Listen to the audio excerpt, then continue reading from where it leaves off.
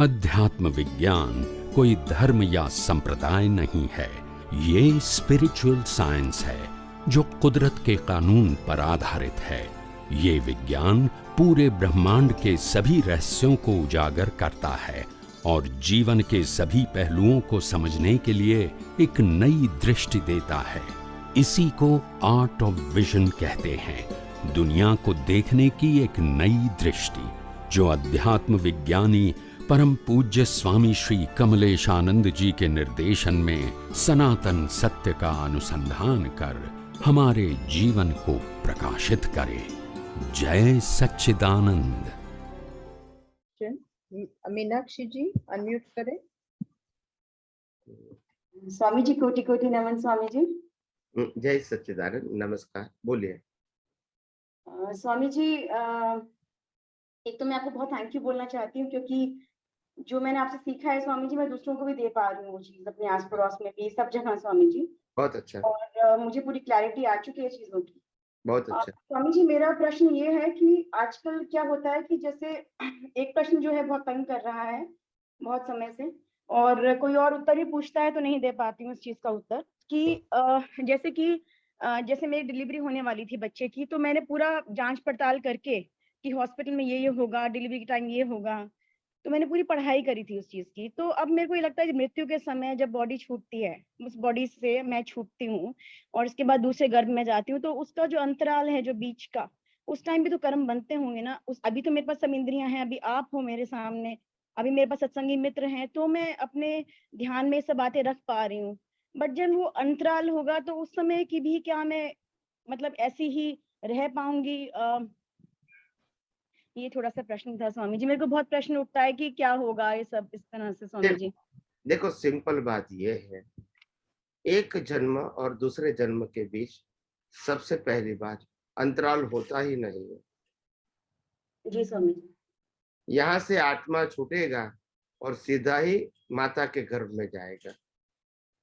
कोई भी इस दुनिया के अंदर कोई भी आत्मा बिना शरीर होता नहीं। समझ में आया? जी स्वामी। दूसरी बार, यहाँ से जैसा छूटा और जैसे माता के गर्भ में प्रवेश किया, तब से उसके कर्मों के भुगतान शुरू हो गए। जी स्वामी जी। और इसीलिए उसको कहते हैं गर्भज संस्कार। जी स्वामी जी। माता गर्भ में भी बालक को संस्कार दे सकती है।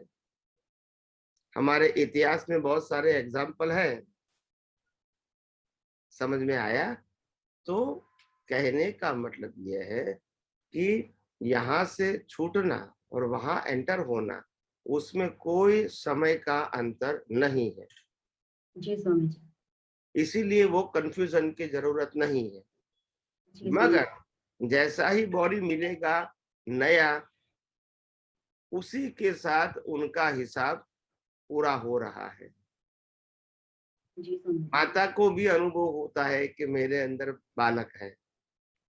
जी स्वामी। समझ में आया? जी। क्योंकि अभी उसका कर्म का हिसाब शुरू हुआ, माता और बच्चे दोनों का आपस में।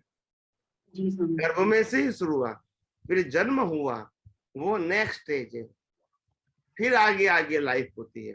तो ये अवस्था है, एक जीव की अवस्था, चेतन की अवस्था नहीं, जीव की अवस्था, जिसका जन्म हुआ, जीवन है और मृत्यु है। आत्मा का ना जन्म है, न जीवन है, न मृत्यु है। मगर जन्म हुआ जिसका माता के गर्भ में से, तब से लेके मृत्यु तक ये उनकी कर्म के भुगतान की यात्रा है। जी स्वामी जी। और इसीलिए ये यात्रा के दरमियान नए कर्म भी बांध सकते हैं। जी। माता के गर्भ में भी वो कर्म बांध सकते हैं, जी। जन्म लेने के बाद भी बांध सकते हैं, और मृत्यु तक वो बांध सकते हैं। मगर कोई ऐसा समय नहीं है जिस समय वो कर्म नहीं बांध सकते।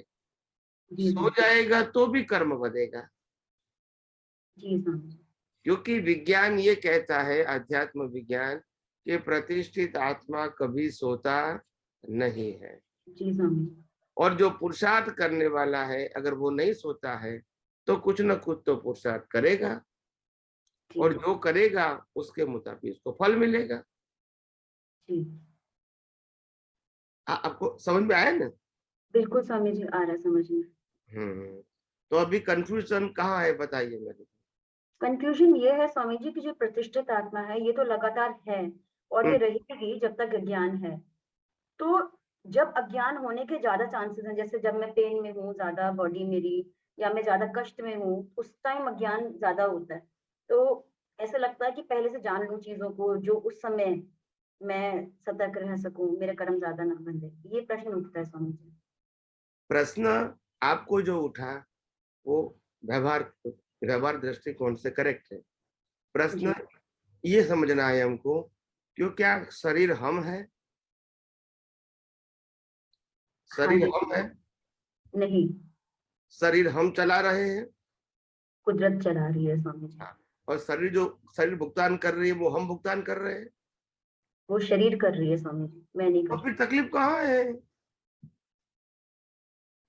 यही तो सेपरेशन करना है। शरीर और मैं एक है या अलग है? जी स्वामी जी, अलग अलग है स्वामी जी। अलग है। अच्छा शरीर को जलाने के बाद भी तो हम हैं, जी स्वामी जी। और यही तो भ्रांति मिटानी है हमको।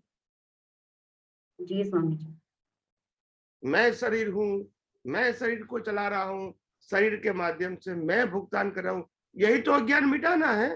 यही अज्ञान मिटाना नहीं है। मैं शरीर हूँ, नहीं मैं शरीर को चलाता हूँ, और जो शरीर भुगतान करता है वो भुगतान करने वाला भी मैं नहीं हूँ। नहीं हूँ, ठीक है स्वामी जी। शरीर को जलाने के बाद भी मैं नहीं जलता हूँ, जी स्वामी जी। तो मेरे को भुगतान कैसे होगी?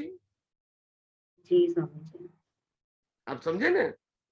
बेस समझ लिया तो तो यही सारा कुछ क्लियर है। यही यही भ्रांति हमको तोड़ना है, भ्रांति तोड़ना है, संजोगों को नहीं बदलना है, भ्रांति जी तोड़ना है, जिसको हम रॉन्ग बिलीफ कहते हैं।